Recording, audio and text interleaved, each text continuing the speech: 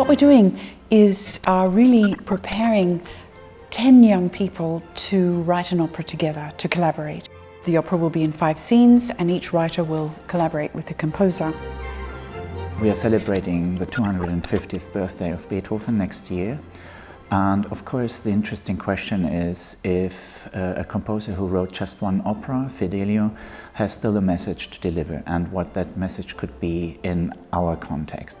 So the main idea is that music theatre and opera is not dead. It's not a showcase of old stories. It's just, it can talk to us and be relevant. So I choose the one famous words from Leonora, the main character of Fidelio: "Whoever you are, I will save you." She's saying that to a prisoner and she doesn't know yet if she doesn't recognize her husband, if it's her husband, but she will risk her life for that one man in prison.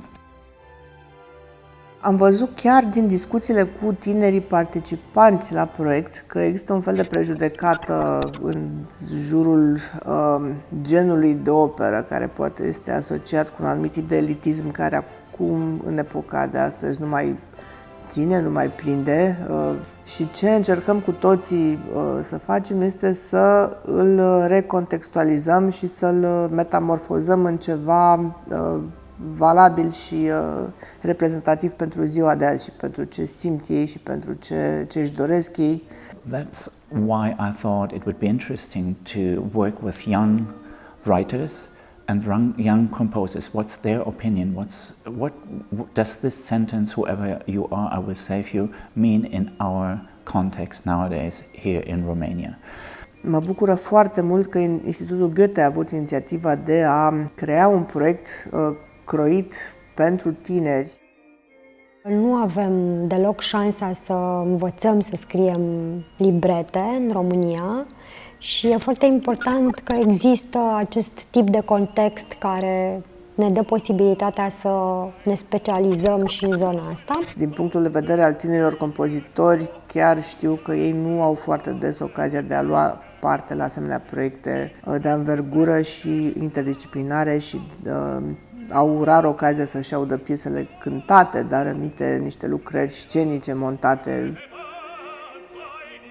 Our task here is not only provide tools and suggestions for creating a composition, music for the opera, and on the other hand creating text and libretto, but how actually writer and composer can collaborate together.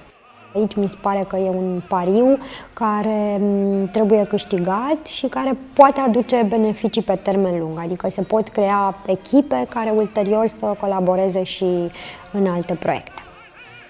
Now we had most sessions with the writers just finding the stories they are interested in and doing step by step how to write a libretto, because it's of course different from writing a play. Subiectele sunt foarte diferite și lucrul ăsta mă bucură. Avem 3 personaje, 2 cântărețe, soprană, mezzo-soprană și un bas, plus un ansamblu de 7 instrumentiști. Deci, cu 10 oameni, să sperăm că vom reuși să facem un lucru foarte bun, cu sens, cu conținut și din care să iasă fiecare dintre participanți cu o experiență în acest domeniu. So after this week, hopefully we end up with writing our first scenes. We have the stories now. We will pair up the writers with the composers so that after this week the writers will continue writing the play. And once that's finished, in about 2 months' time, the composers can start composing. Apoi, în ianuarie, aceste librete vor fi gata, într-o formă de eboșă.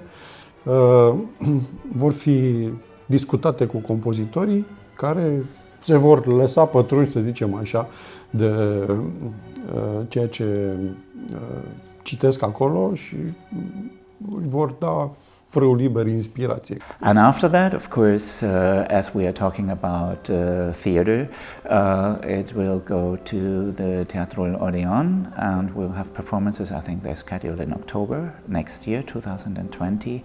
And of course, then with the stage director, Radu Apostol, who will join us for the process.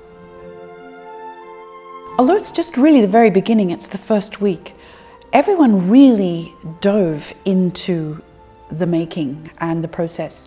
And I think I can echo one of the participants who said, well, you know, we feel this is a really safe place. And I think the fact that everyone has worked towards a very generous, safe space of working, it's very honest.